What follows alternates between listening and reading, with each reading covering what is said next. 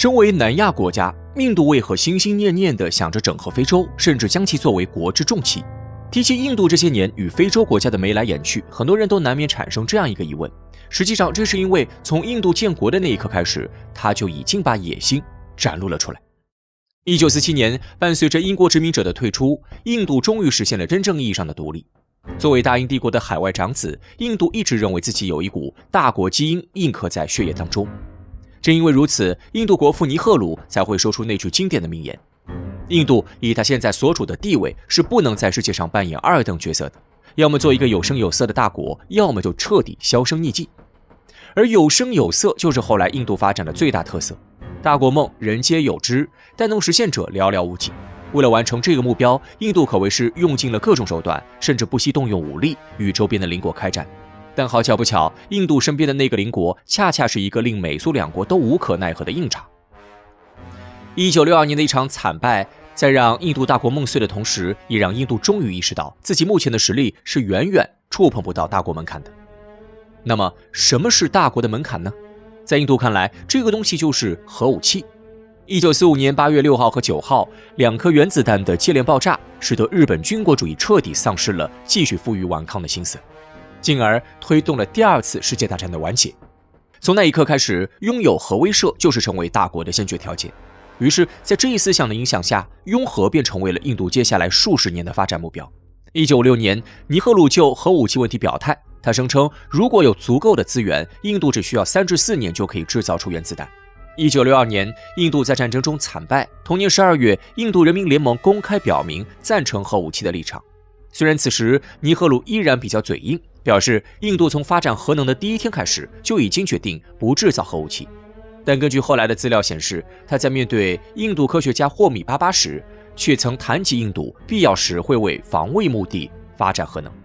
1964年5月，尼赫鲁去世，新任印度总理巴哈杜尔·夏斯特里公开宣布赞成和平核爆炸，随即印度正式开启核武器研制计划。在往后的数年里，特别是核不扩散条约生效后，印度一直低调前行，一边通过民用核能计划秘密研发核武器技术，储存核武器材料，一边又不公开宣布拥有核武器，对外取得外交利益。直到1998年，印度总理瓦杰帕伊为了通过轰动的政治效应，保持印度在南亚的主导地位和成为世界政治大国的需要，正式宣称印度已成为核武器拥有国。自此，印度终于打破了自己通向大国门槛的第一项障碍。不过，在这里肯定有人会感到好奇，说了这么多，印度拥核是想要干什么呢？难不成他又想挑衅身边的哪个邻居吗？这里的答案你一定猜想不到，印度瞄准的真正目标其实是非洲。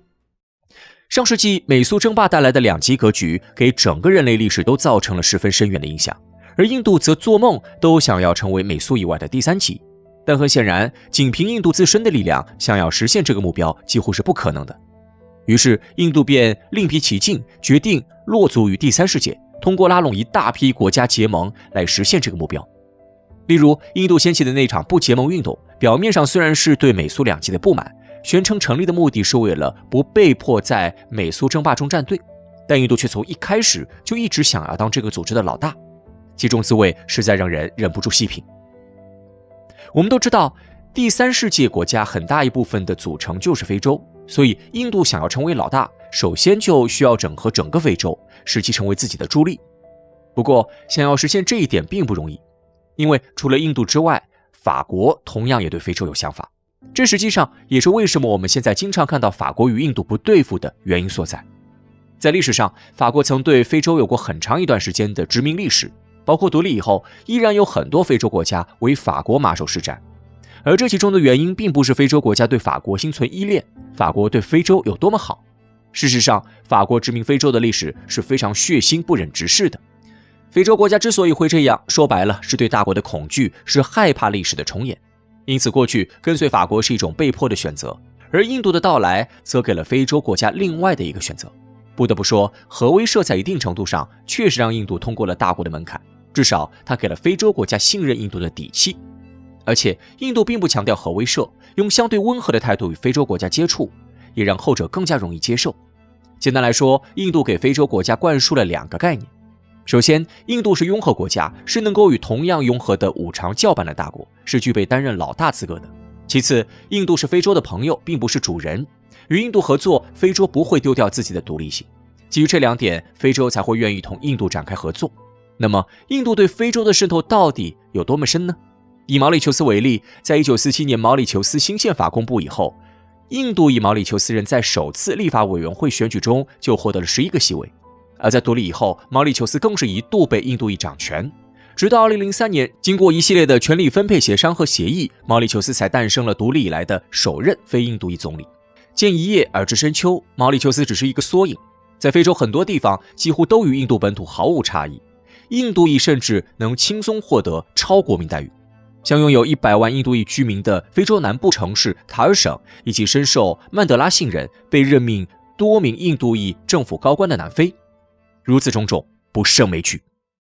如今，非洲已经被印度牢牢地绑在了一起。当然，很多人可能会问，这样的绑定有什么用呢？印度又不能直接吞并非洲。实际上，拥有非洲之躯的印度绝对不容小觑。如今，战争已成为了全人类的公敌，谁敢发动战争，谁就要受到全世界的谴责，哪怕是美国，在前几天也扛不住压力，在安理会会议中被迫接受了巴以问题的表决。面对俄罗斯贴脸谩骂时，美国大使除了回应不想听俄罗斯的胡言乱语外，并无其他实质反击。所以从这里不难看出，谈判桌现在已经成为了大国博弈的主战场。于此背景之下，拥有更多的话语权就显得非常重要。而非洲国家众多，观念又基本一致，简直是再好不过的票仓了。如今，联合国常任理事国的身份已经成为了大国的标志，印度对此可谓是垂涎不已。从1992年，印度便开始申请入常。